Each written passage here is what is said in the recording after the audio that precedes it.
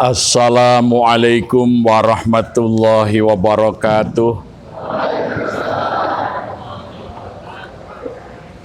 Alhamdulillahil qail innama ya'muru masajidallah man amana billahi wal yawmil akhir wa aqamas salah wa ataz zakah wa lam yahsya illallah fa'asa ulaika ayyakunu minal muhtadin. Asyhadu an la ilaha illallah al-malikul haqqul mubin wa asyhadu anna muhammadan abduhu wa rasuluh alladhi mab'uthu rahmatan lil alamin. Allahumma salli wa sallim wa barik ala muhammadin wa ala alihi wa sahbihi ajma'in. Raditu billahi rabba wa bil islami dina wa bi muhammadin nabiyya wa rasula. Rabbi zidni ilma warzuqni fahma. Amin. Yang saya hormati Ustadz Maksum beserta seluruh pimpinan Muhammadiyah, ortomnya dan juga majelis-majelis ta'limnya yang hadir pada kesempatan ini. Juga kepada hadirin wal hadirat yang semuanya insya Allah dimuliakan Allah subhanahu wa ta'ala. Amin. Alhamdulillah, meskipun ada sedikit tragedi karena saya dari malam tadi ada acara di Sukoharjo, subuh tadi ngisi gerakan jamaah subuh di Kulon Progo, langsung berangkat ke Boja ini. Jam 10 sudah sampai masjid besar Baitussalam Bojo ya. Nah, di jalan saya lepas baju, pakai kaos, saya mau sholat duha dulu di masjid di situ. Kemudian sopir saya ngecek mobil, selapor, Pak, sepertinya olinya kurang. Oh ya, sana beli oli aja. Nah, sampai rencana zuhur di sini, zuhur sopirnya belum datang. Habis zuhur belum datang. Waduh. Saya kemudian cari peci. Kebetulan di seberang masjid ada toko yang jual peci. Kebetulan tidak ada yang ukuran 8, agak kebesaran sedikit, ya nggak apa-apa. Terus saya tanya, ini ada angkutan umum apa ya? Saya mau ke Masjid At-Taqwa Jalan Pramuka. Bapak, itu ojek yang ada di depan kantor Polsek sana. Tuh. Ya, saya bawa kursi itu. Nah, jalan, saya cari ojek nggak ada. Nah, kemudian saya nyegat, ada anak muda gitu naik motor, saya joget ini. Ada apa Pak? Saya bisa minta tolong diantar ke Masjid At-Taqwa Jalan Pramuka. Bapak Muhammadiyah ya? Pertanyaannya itu langsung begitu. Jadi, iya, itu ada pengajian Muhammadiyah. Langsung saya diantar ke sini tadi. Ya, saya masih pakai kaos. Ya. Pecinya dadaan beli. Ini tadi saya sampai di sini baru sopirnya datang nganter baju sama. Saya nggak bisa menghubungi karena HP saya dua-duanya saya tinggal di mobil. Makanya saya datang ini langsung masuk masih pakai kaos. Ya, untung ada peci tadi beli di situ mendadak. Ya, Masya Allah, alhamdulillah juga. Sampai di sini meskipun mungkin tadi sempat ditunggu ya. Soalnya saya juga sudah pengen sholat duhurnya di sini. Tadi sholat duhur di sana, saya tunggu belum datang juga. Ya tadi ternyata mau nyegat angkutan nggak ada, saya nunggu beberapa menit ya. Ya terpaksa saya beranikan nyegat orang ini tadi. Tapi yang khas pertanyaannya ketika saya bilang, bisa antar saya ke Masjid At-Taqwa Pak, Jalan Pramuka Mas di situ. Oh Bapak Muhammadiyah ya gitu langsung. Saya nggak tahu gitu. Apakah beliau orang Muhammadiyah atau beliau orang yang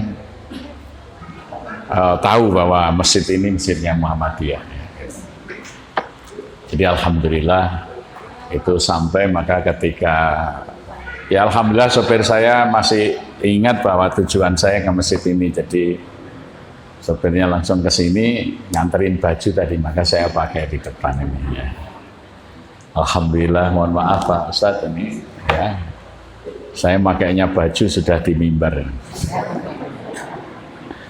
Alhamdulillah. Baik. Jadi tadi Pak Ustadz Maksum sudah menyampaikan latar belakang ya, pemikiran kenapa acara ini diselenggarakan. Yang pertama adalah surat At-Taubah ayat ke-18. Innama ya'muru masajidallah man amana billahi wal yaumil akhir wa aqamas shalah wa ataz zakah wa lam yahsya illallah fa'asa ulaika ayyakunu minal muhtadin. Ayat ini diawali dengan kalimat innama. Kalau dalam bahasa Arab ini disebut jumlah khobariyah. Jumlah khobariyah itu menunjukkan sifatul lazimah. Sifat yang lazim, sifat yang mesti melekat pada yang disebut pada kalimat berikutnya. Maka kata innama ya'muru masajidallah man amana billahi wal yaumil akhir itu maksudnya adalah ya, telah menjadi sifat-sifat yang melekat pada orang-orang yang beriman kepada Allah dan hari akhir. Mereka itu memakmurkan masjid-masjid Allah. Artinya kalau ada orang yang beriman kepada Allah dan hari akhir, pastilah mereka itu memakmurkan masjid-masjid Allah. Dan tidak mungkin orang-orang yang tidak beriman kepada Allah dan hari akhir bisa memakmurkan masjid. Itu sudah dijelaskan di ayat ke-17-nya. Ya. Tidak mungkin orang-orang kafir yang menyatakan mengakui dirinya kafir, mereka memakmurkan masjid Allah. Yang bisa memakmurkan masjid Allah hanyalah orang-orang yang beriman kepada Allah dan hari akhir.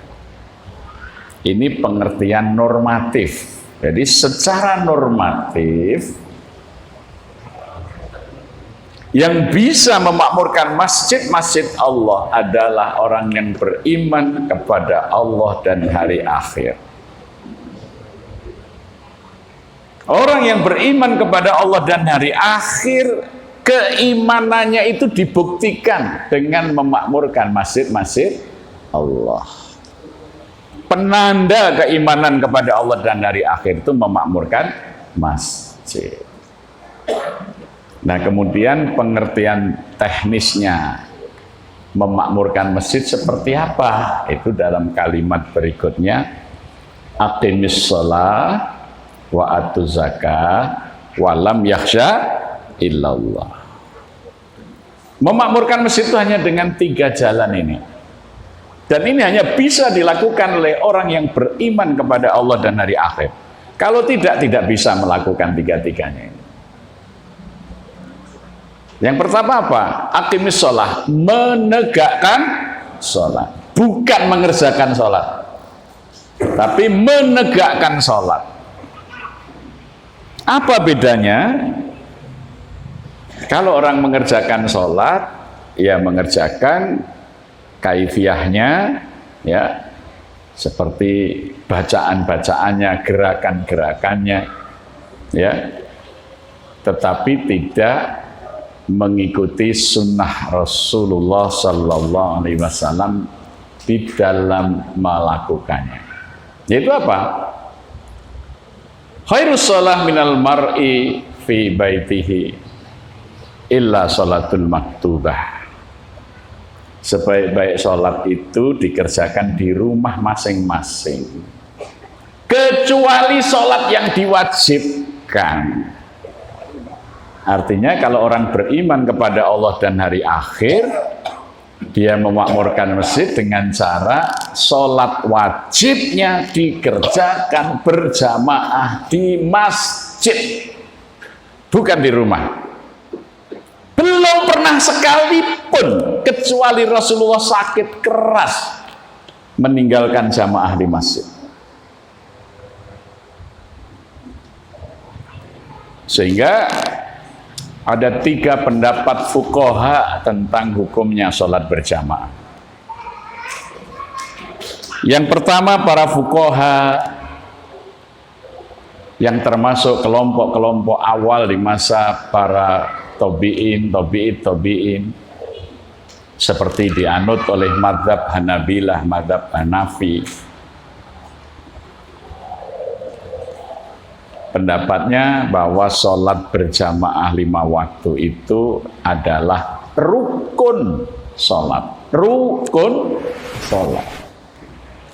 Artinya sholat wajib itu tidak sah kalau tidak dikerjakan dengan berjamaah di masjid. Karena disebut kedudukannya sebagai rukun. Wah, ini berat sekali kalau pendapat ini dipakai. Ya, sebagian besar kita mungkin sholatnya tidak sah karena itu rukun berjamaah itu. Nah, pendapat kedua seperti Imam Syafi'i, beliau berpendapat bahwa sholat 5 waktu berjamaah di masjid itu kedudukannya wajib. Artinya sholatnya sah, tetapi berdosa meninggalkan kewajiban berjamaah. Pendapat yang ketiga, jumhur ulama, mayoritas ulama menyatakan sholat berjamaah di masjid untuk sholat wajib itu adalah sunat muakkadah, sunat yang amat sangat ditekankan. Ini yang paling ringan. Ya, jadi sunnah muakkad. Itulah yang disebut aqimis shalah, menegakkan sholat. Jadi kalau sholat wajibnya dikerjakan di rumah, belum menegakkan sholat, baru mengerjakan sholat. Belum aqimis shalah. Maka masjidnya tidak makmur. Ya. Makmurnya masjid adalah ukurannya yang pertama, seberapa banyak muslim yang menjadi mukmin dengan cara berjamaah 5 waktu di masjid.